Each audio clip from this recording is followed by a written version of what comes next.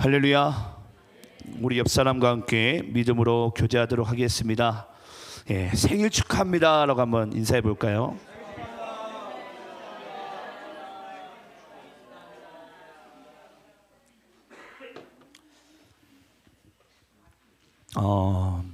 저희 교회는 뭐 아시겠지만 저희가 점심 때마다 이제 생일 맞이하신 분들이 계시면 항상 생일 축하 케이크를 합니다. 물론 여러분들이 각자 이제 어머니의 태로부터 생일 축하를 또 받겠지만은 우리가 하나님 안에서 이 교회로 부르심을 받고 우리가 생일을 축하받을 때 어찌 보면 하나님께서 여기 계신 각 사람들의 영혼 가운데 하나님의 놀라운 계획과 전 주의 뜻이 이 교회로서의 부르심과 사명 가운데 저는 반드시 이루어짐을 믿습니다. 여러분 혹시 오늘 무슨 날인 줄 아세요? 무슨 날이죠? 고난 주일이기도 하고 또는 도시안의 교회 창립 6주년이기도 합니다. 오늘 창립 6주년을 맞이하면서 그런 생각을 했어요. 하나님께서 처음 이 땅에 이 교회를 세우셨을 때 그 마음이 어떠셨을까? 그 마음이 어떠셨을까? 여러분 6주년 동안 우리가 얼마나 많이 힘들었습니까? 많이 울고 때로는 아파하고 때로는 힘들어하고 또는 수많은 갈등 가운데 관계적인 갈등 가운데 우리가 지금 이 자리 가운데 왔어요.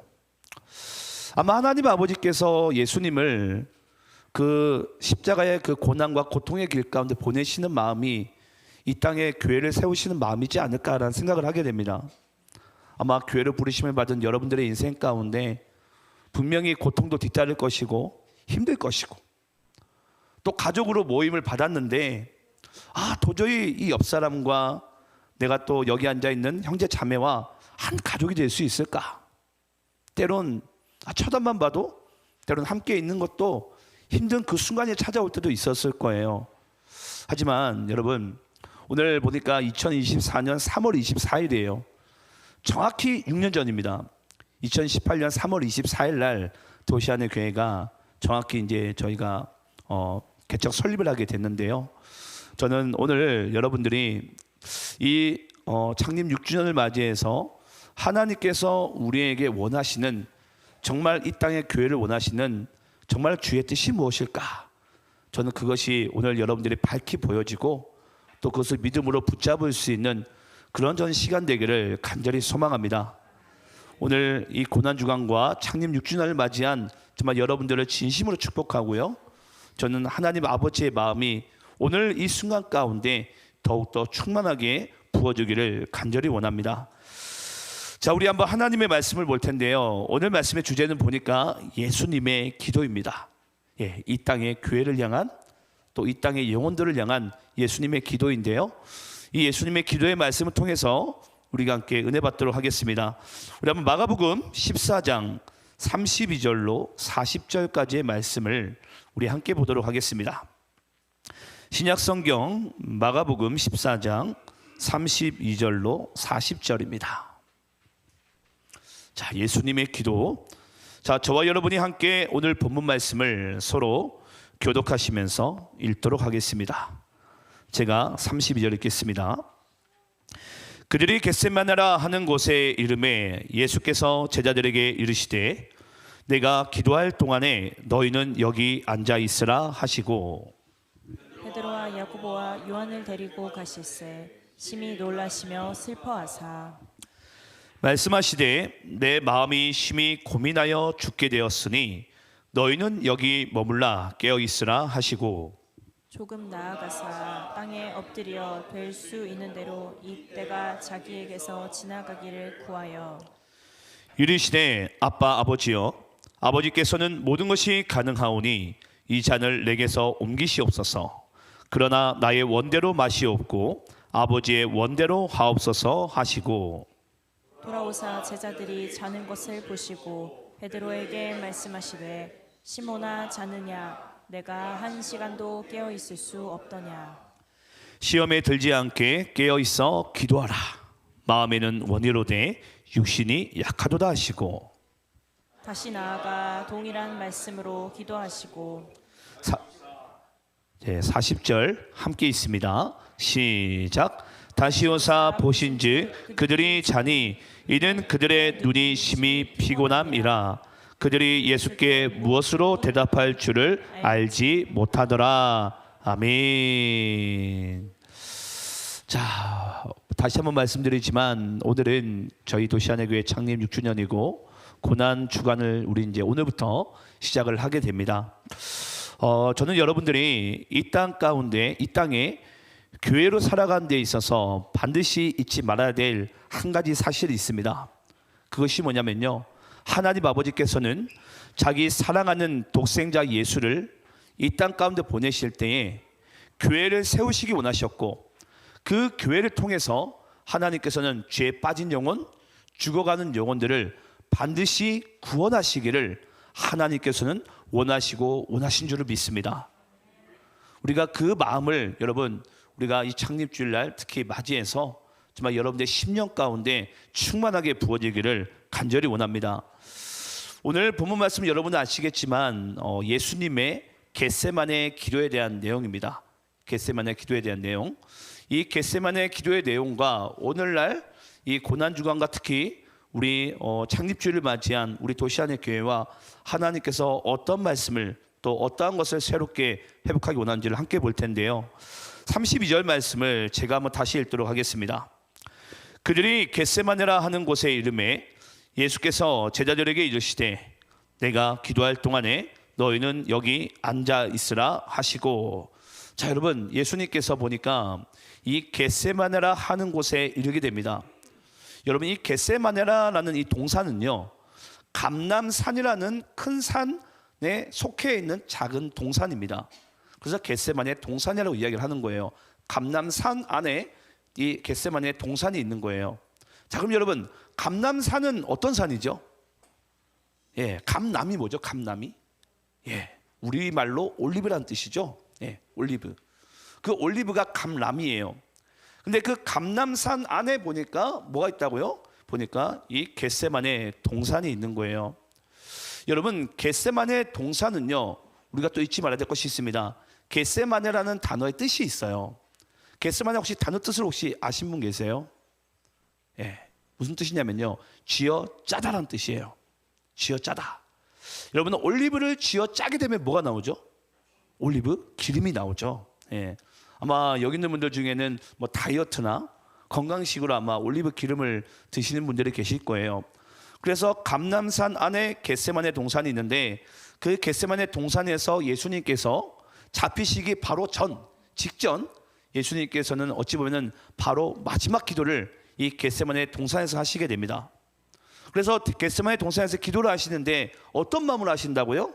그 올리브를 쥐어 짜는 마음으로 기도를 하시는 거예요.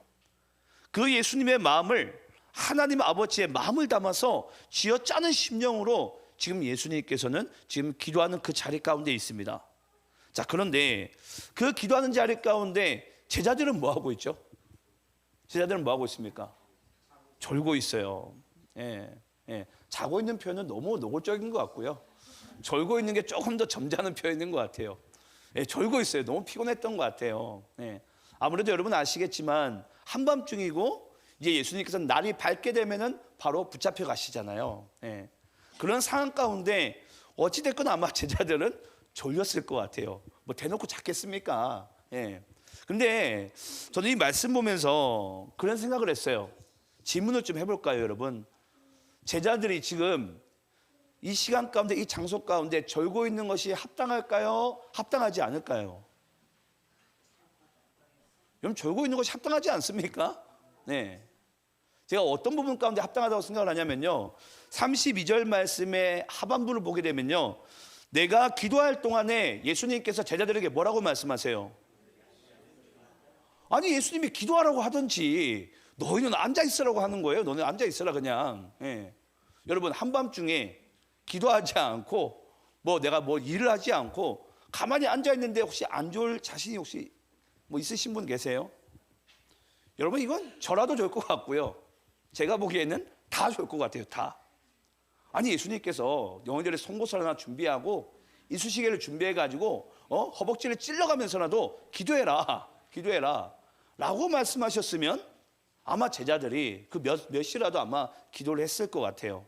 그런데 여기 보니까 예수님은요, 제자들에게 말씀하시기를 너희들은 여기 앉아 있어라.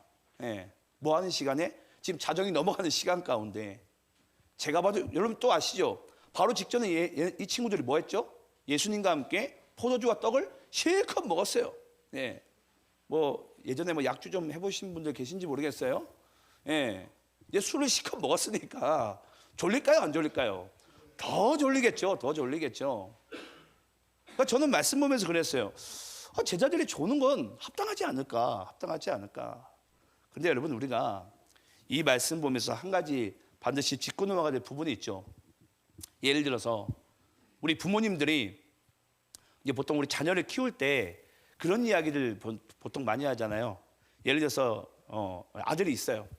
야, 너 학교에서 매번 사고 치고 친구 때리고 돈 빼앗고 그럴 거면 학교 때려치고 네 마음대로 살아 라고 이렇게 얘기를 해요. 그럼 자녀가 어떻게 해야 되죠? 학교 때려치고 마음대로 살아야 되죠. 그렇지 않습니까? 그러면 어떤 말이죠, 그게? 예, 정신 차리고 공부 열심히 하라는 뜻이잖아요. 예. 제가 이 이야기를 여러분 왜 드리냐면요, 모든 게 여러분 보면 분위기라는 게 있어요. 분위기. 지금 예수님이 아마 제자들에게 이미 라스트 서퍼죠. 최후의 만찬 가운데 이미 예수님이 하시고 싶은 이야기들을, 중요한 부분을 다 이야기를 하셨어요. 곧 잡히실 것과 곧 죽으실 것을. 세족식을 하면서 최후의 만찬을 하면서까지 다 이야기를 하셨을 거예요. 그러면 여러분, 제자들이라면 눈치를 어느 정도는 채야 될 거 아닙니까? 그럼 앉아 있으라고 이야기를 하더라도 뭐 해야 되죠? 예수님, 제가 기도하겠습니다. 예. 그렇게 해야 되는 것이 여러분 마땅할 줄 믿습니다. 예. 근데 오늘날 우리 교회들이 그런 것 같아요. 저는 말씀을 좀 약간 재밌게 보는 이유가 뭐냐면, 대부분들의 겟세마네 동산 기도하면요, 뭔가 슬픔과 뭔가 절망 가운데 이 말씀을 많이 보는데요. 저는 이 말씀을 되게 재밌게 봤어요. 제자들은 어쩔 수가 없었고, 어쩔 수가 없었지만 제자들의 입장에서는 그 예수님의 마음을 알았더라면, 예, 정말 예수님의 마음을 알았더라면은 아마 기도하고 있었을 것인데 그 부분이 너무 안타까운 거예요.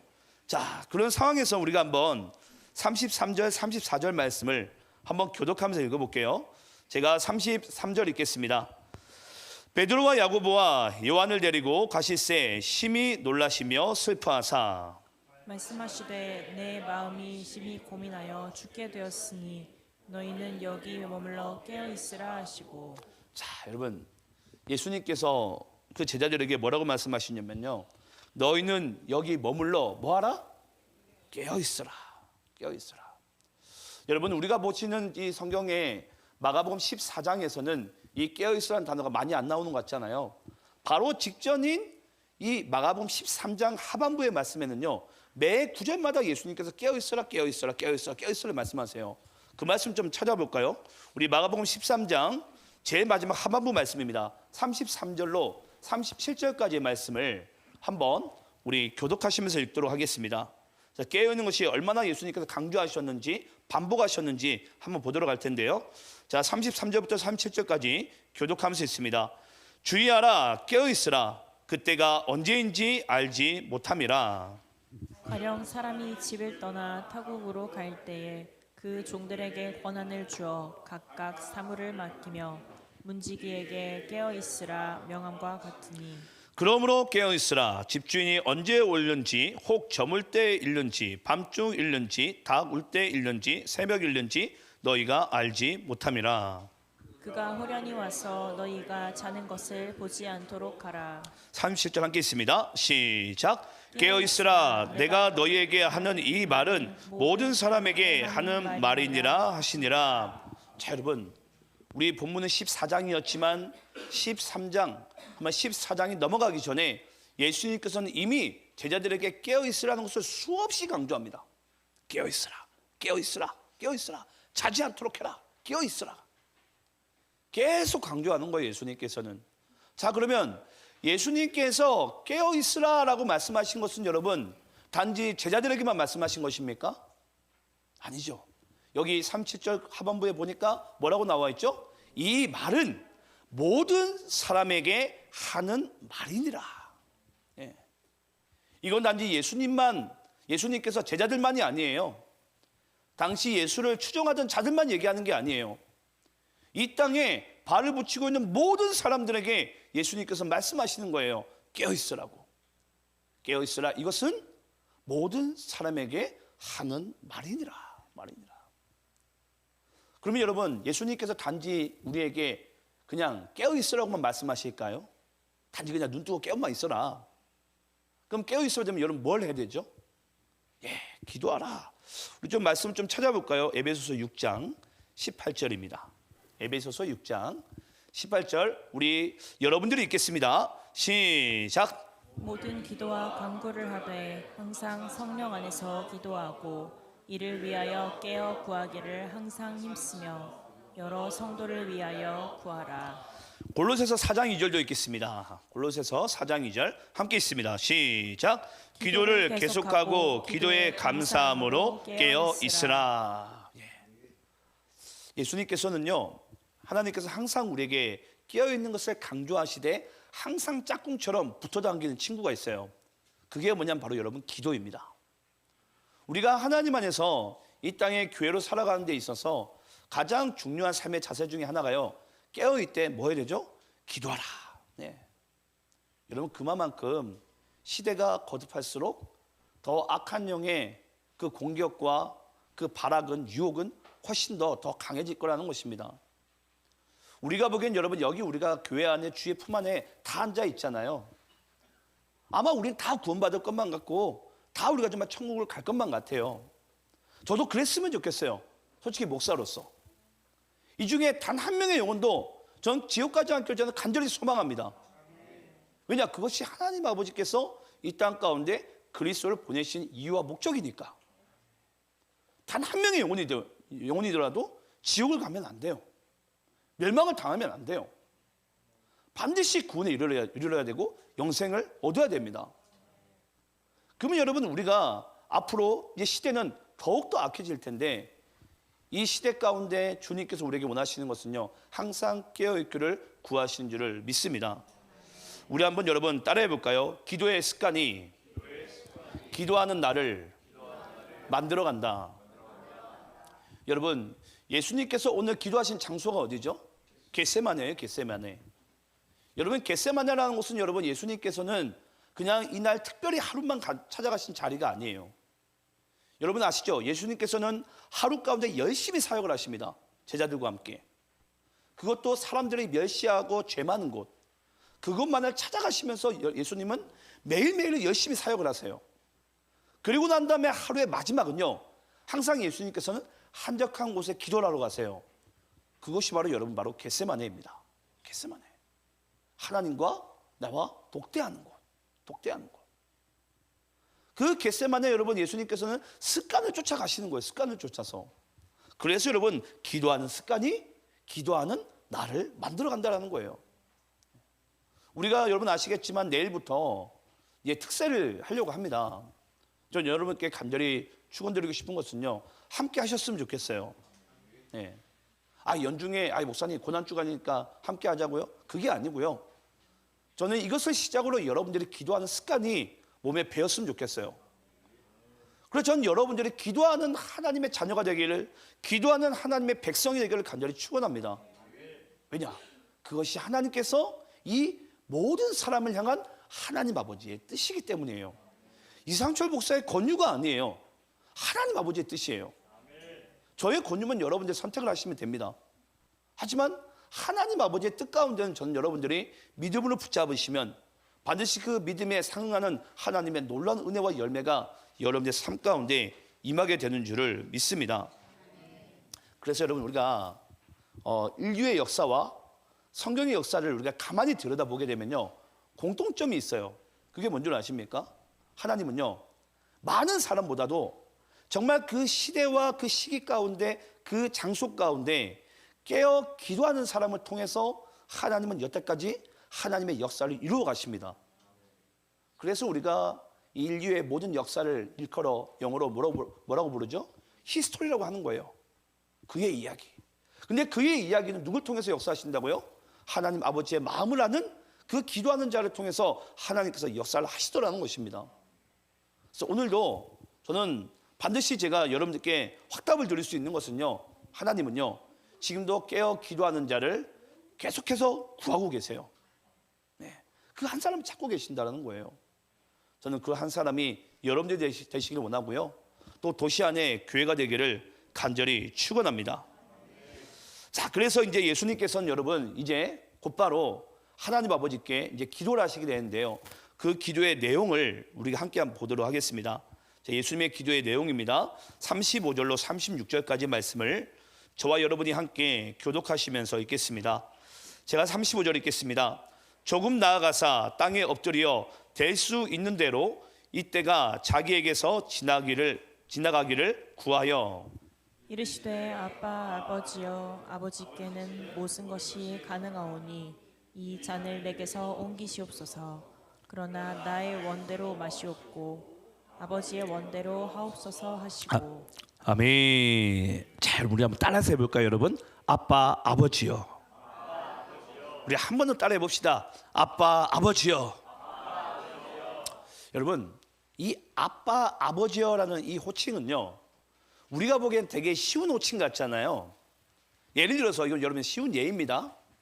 어떤 아이가 있는데 원래 아버지가 예를 들어서 뭐 어머니랑 이혼을 하거나 돌아가셨어요. 소천하셨어요. 새로운 아버지가 왔어요. 그 아이가 그 아버지에게 아빠라는 이야기 호칭이 하기가 쉬울 것 같습니까? 쉽지 않습니다, 여러분. 정말 안 나와요, 아빠라는 소리가. 아버지라는 이야기는 뭐 나올 수는 있겠죠. 근데 아빠라는 이 단어는 여러분 정말 하나님 아버지와 나 사이 가운데 정말 그 친밀함과 친근감 가운데 나올 수 있는 호칭이 여러분 아빠 아버지예요. 네. 전 여러분들이 하나님께 하나님을 부르짖을 때, 하나님을 찾을 때 아빠 아버지라고 외칠 수 있는 저는 그런 친밀한 관계가 여러분들 인생 가운데 있기를 간절히 축원합니다. 예, 그건 여러분 하나님의 자녀만이 할 수 있는 거예요. 하나님의 자녀만이.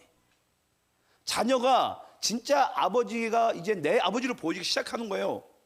정말 친아버지로. 근데 그 아버지에게 내가 할 수 있는 그 호칭이 바로 아빠 아버지라는 거예요. 여러분 당시에 바리새인과 서기관들은요 이 사실이 이해가 되질 않았습니다. 어떻게 하나님에게 아빠라고 얘기할 수 있을까? 아빠라고. 그건 불가능하다. 그건 불가능하다. 왜 그렇죠? 바리새인과 서기관들은 율법은 잘 지킬런지는 모르겠어요. 뭐 그들 나름대로 지켰나 봐요. 중요한 것은 뭐죠? 그들에게 하나님은요 저기 멀리 계신 하나님이에요. 근데 지금 그리스도를 통해서 하나님께서는 우리에게 뭐라고 말씀하기 원하시죠? 하나님은 지금 내 아버지로서 나와 함께하고 계신 거예요. 저는 그것이 우리가 매번 드리는 이 예배 가운데 지금 이루어지고 있는 줄을 믿습니다. 네. 하나님이 지금 나와 함께하고 계신 거예요. 어떤 대상으로? 아빠로서. 네. 아빠 아버지로서. 그러면 아빠 아버지께 여러분들의 자녀예요. 아들과 딸입니다. 정말 자녀가 아빠 아버지께 구하는 모든 것들이 여러분 아빠께서는 반드시 그것을 들어주지 않을까요? 네. 여기 앞에 앉아있는 우리 이삭이라는 친구가 제 아들이에요. 네. 저는 아마 여태까지 제 기억으로는 아들이 뭔가 구했을 때 저는 안 들어준 적이 거의 없습니다. 뭐 아예 없다고 얘기하면 제가 거짓말인 것 같고. 네. 아빠니까. 네. 막 지금도 보니까 우리 행운이가 엄마한테 아빠한테 저 치토스가 먹고 싶었나 봐요. 얼마나 먹고 싶었을까요? 근데 예, 엄마니까 아빠니까 사주는 거예요, 여러분. 당연한 거 아닙니까, 여러분? 예. 어제 그런 이야기를 했어요. 우리 교육부 아이들과 아동부 예배를 드리는데 예수님께서 이렇게 기도를 하시는데 만약에 너희들 생각해봐라. 예수님이 만약에 너희들이 과자를 고르더라도 뭘 먹을까 고민을 할 텐데 지금 예수님도 얼마나 마음에 고민이 많았겠냐. 예. 여러분 그렇지 않을까요? 아마 제자들도 그 예수님의 마음을 요만큼만 알았더라도 제가 보면 졸지 않았을 것 같아요. 지금 예수님이 어떤 마음일까? 이 한밤중에 우리를 왜 산으로 끌고 와가지고 예수님이 그렇게 땀방울이 눈물이 핏방울이 될 때까지 흘렀다고 그러잖아요. 그 모습을 제자들이 보면 좀 감동을 먹을 만도 할 텐데 그러면서도 졸고 앉아 있는 거예요, 이렇게. 예. 그 예수님은 지금 땀방울과 눈물이 핏방울 여기까지 흐르면서 제자들에게 3번 찾아오시잖아요. 근데 제자들은 그 예수님의 마음을 모르는지 아는지 또 졸고 앉아 있는 거예요, 이렇게. 예. 제가 그 모습 보면서 그랬어요. 물론 이해는 하겠지만 정말 예수님의 마음을 알았더라면. 네.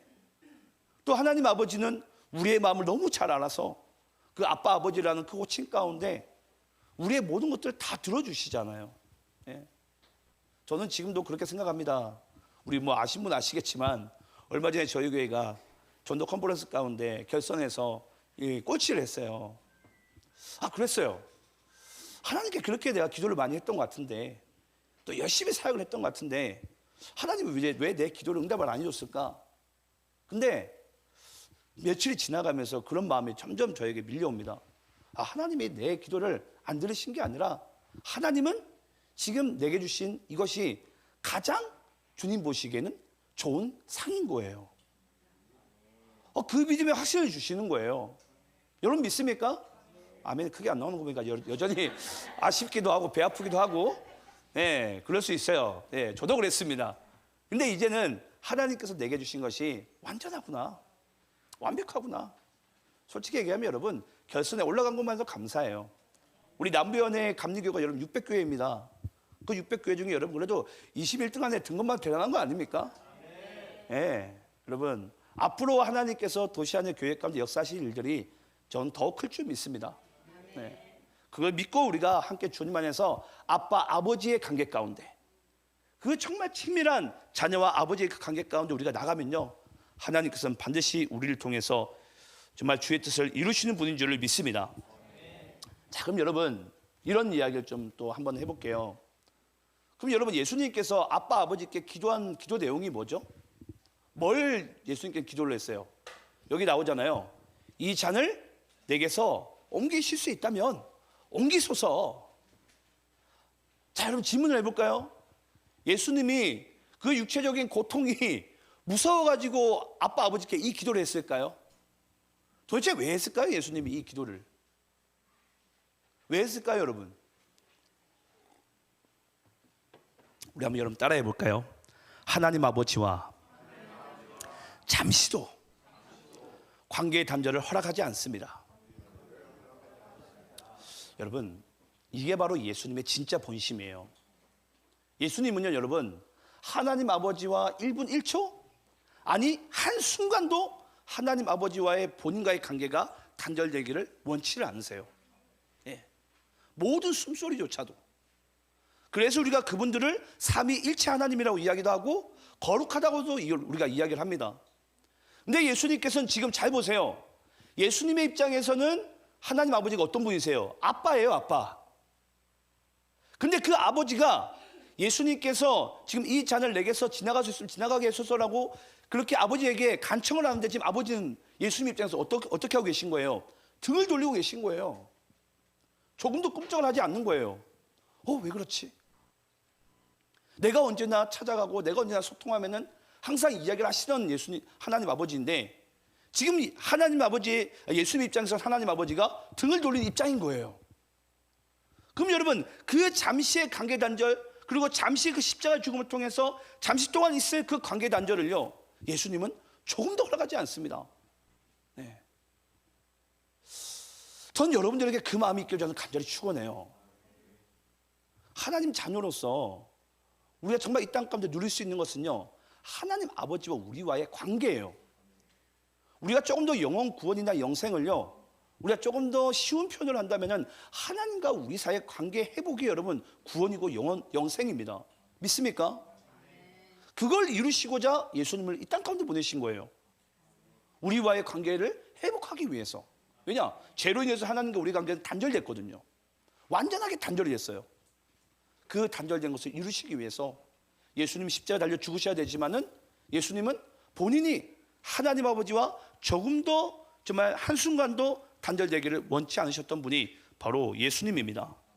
그래서 여러분, 예수님은요, 저는 이렇게 여러분께 말씀드리고 싶어요. 예수님께서 바로 뒤따라오는 기도 내용이 뭐죠? 하지만 나의 원대로 마옵시고 누구의 뜻대로 되게 하길 원하시죠? 아버지의 원대로 하옵소서. 여러분, 우리는 이것을 뭐라고 이야기하는 줄 아십니까? 한 단어로 순종이라고 이야기를 합니다. 순종. 예수님의 입장에서는 여러분, 나의 뜻이, 우리의 입장에서는 여러분, 나의 뜻이 분명히 맞는 것 같아요. 근데 하나님 아버지 입장에서는 여러분, 예수님이 십자가에 달려 죽는 것이 하나님 입장에서는 여러분 맞는 것입니다. 가장 좋은 길이에요. 가장 좋은 길. 그때 예수님께서 하나님 아버지께 이야기할 수 있는 것은요, 그 아버지를 향한 철저한 신뢰감과 철저한 그 관계 회복 가운데 이야기할 수 있는 것이 여러분 바로 뭐냐면요, 아버지의 원대로 하옵소서. 이게 뭐라고요? 순종이라고요. 여러분, 여기 있는 분들 중에도 아마 그런 분들 계실 거예요. 하나님이 나에게 오늘 이 주일 가운데 우리에게 뭔가 말씀하실 때 여러분들이 정말 즉각 순종한다는 것은요, 다른 게 아니에요. 내가 그 아버지를 향한 철저한 믿음과 신뢰 관계가 형성이 되어 있는 거예요. 예. 그렇지 않습니까, 여러분? 제가 아무리 여러분들에게 자, 내일부터 우리 특세합시다, 아무리 제가 나오라는 것을, 중요하다는 것을 강조해도요, 그 하나님과 아버지와 나의 그 관계가 회복되지 않으면요, 그 이야기가 단지 명령으로밖에 들리질 않아요. 전 여러분들이 하나님께서 우리 심령 가운데, 우리 귀 가운데 들려지는 이 모든 말들이 저는 축복의 메시지로, 사랑의 메시지로 들려지기를 간절히 축원합니다. 여러분, 여기 보시게 되면요, 이 헬라어 문구가 적혀 있어요. 여기 밑에 보면, 예, 이 여기 딱 나와 있죠. 제가 이 강대상을 처음 구입할 때 지금도 기억나는 것은 우리 김범태 권사님이 선물해 주신 거거든요. 예. 그때 제가 손수 제작을 하면서 그걸 했어요. 이 세우스 아가페 에스틴이에요. 이 헬라어로 무슨 뜻인 줄 아십니까? 하나님은 사랑이시다. 제가 이걸 새긴 이유가 있습니다.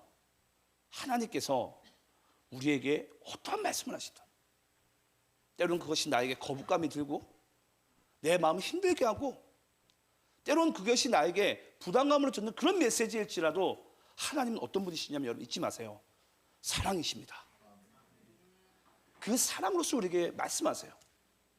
뭐 하라고? 우리의 영혼이 잘 되라고. 우리 영혼이 잘 되라고. 때로는 여러분 설교하는 모든 말씀들이 오늘 목사님이 그냥 작정하고 그냥 나를 그냥 한 방 먹이려고 설교를 그냥 하시는구나 라고 들릴 수도 있어요. 하지만 여러분 이 단에 한번 서보세요. 그런 마음이 생길 수가 없습니다. 너무 거룩한 자리예요.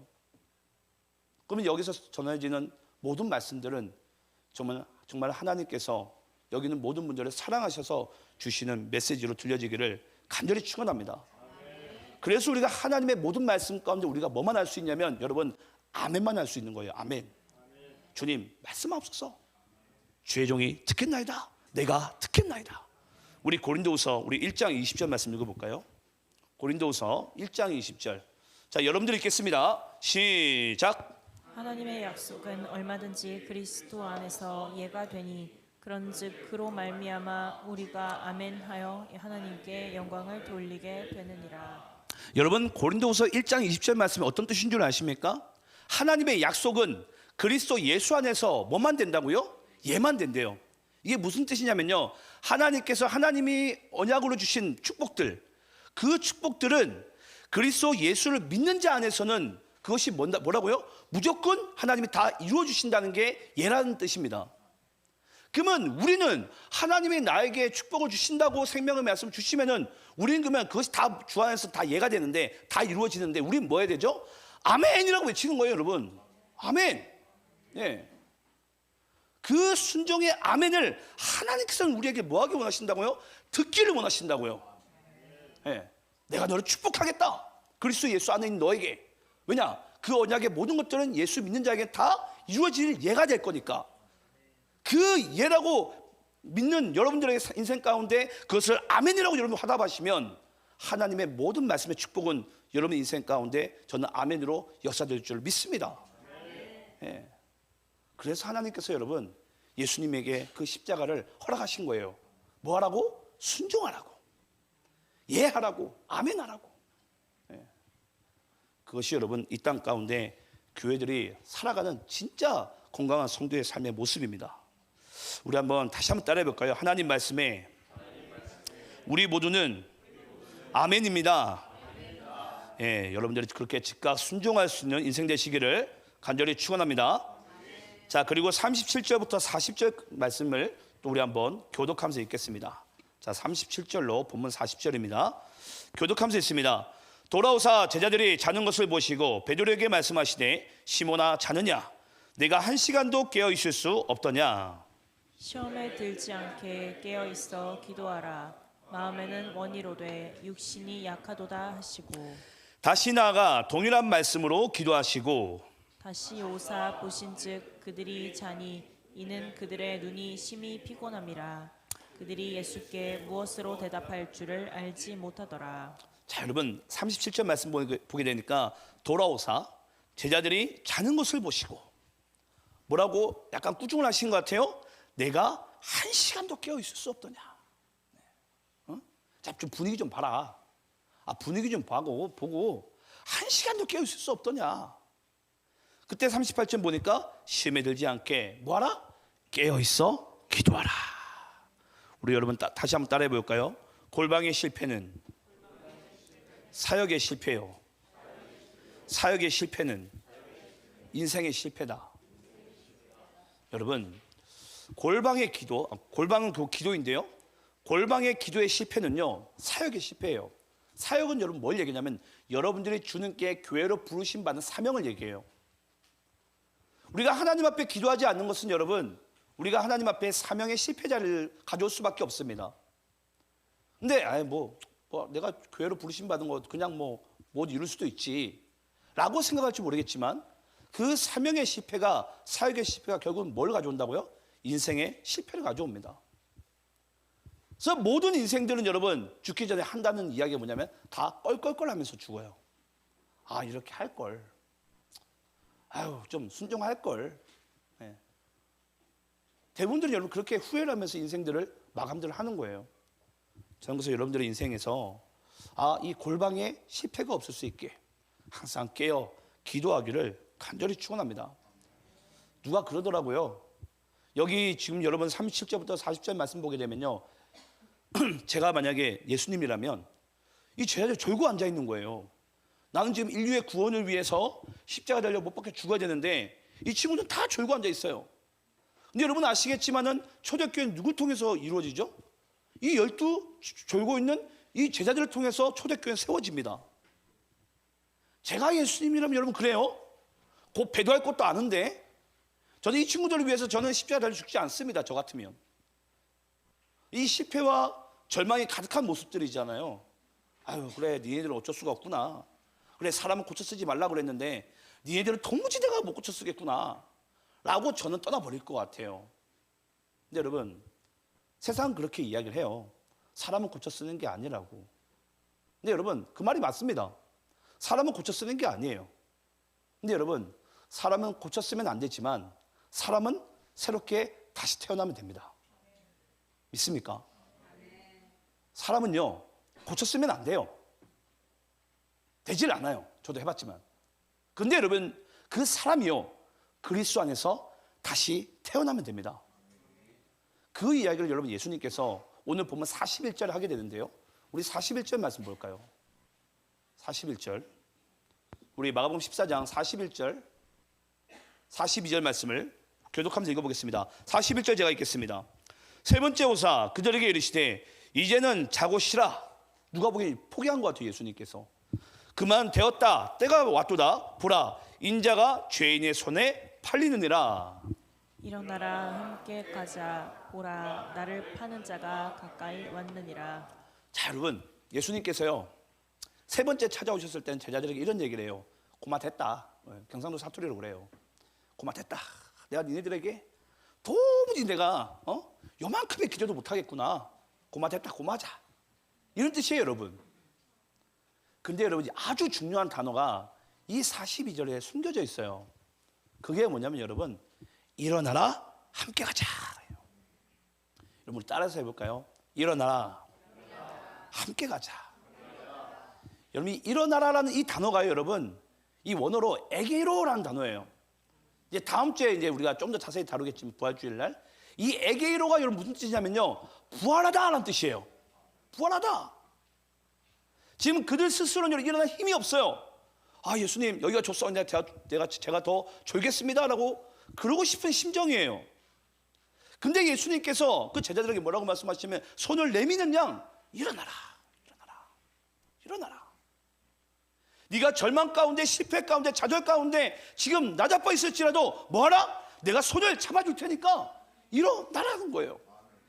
뭐 하자고? 함께 가자고.